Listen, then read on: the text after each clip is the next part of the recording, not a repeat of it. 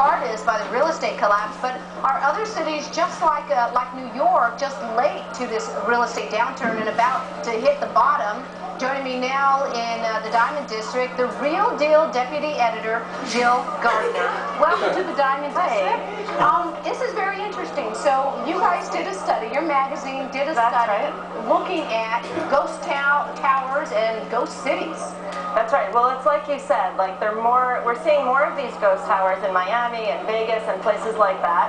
But New York obviously was hit harder and hit further along in the recession, and we're just kind of starting to see those empty towers creep onto the skyline.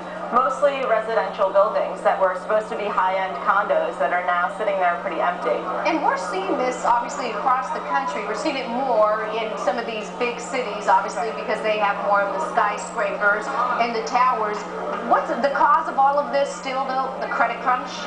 A lot of it is the credit crunch. I think it's twofold. Part of it is that lending is so tight right now, and a lot of these projects are partially financed. So the construction has gone like 70–80% through, and now they're waiting for that final piece of construction financing, which they can't get. And the other part is that buyers aren't there.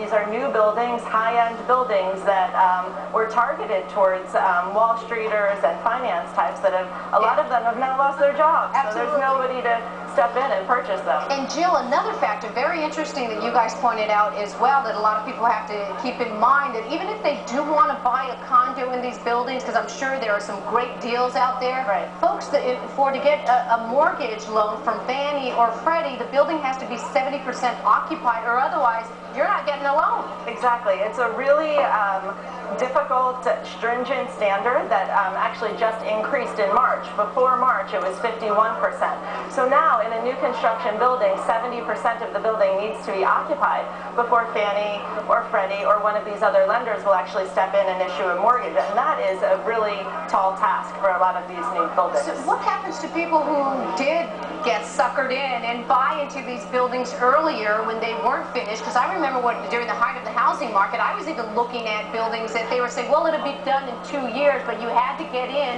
pre-sale, pre-construction to get a relatively decent price, or what we thought was decent back then. The people who did buy and are in these buildings, I mean, do they have services? Are the buildings finished? It varies from building to building. It runs the gamut. One of the things that we just reported on is kind of buyers banding together and pressuring developers to reduce their prices even further after they have contracts in place. Some of the buildings are, because there are only few people living in them, they're virtually empty, and there's nobody in the gyms, let's say. One of the silver linings that we quoted a woman saying was, there are 10 people living in her building, she doesn't have to wait to get on the treadmill every morning. So yeah, I think the services are in place in some cases and not in others. Now, can people use this and get it, if they want to buy a condo, a high-rise, and use this to their advantage then? How do they find out where these buildings are?